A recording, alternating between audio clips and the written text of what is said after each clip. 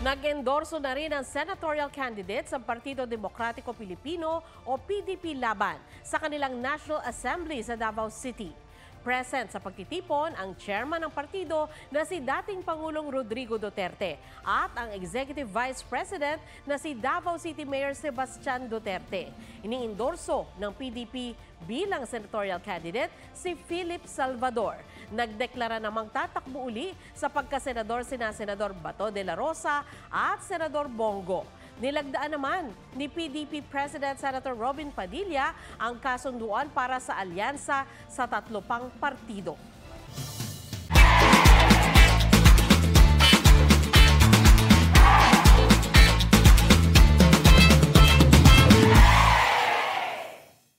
Huwag magpahuli sa mga balitang dapat ninyong malaman.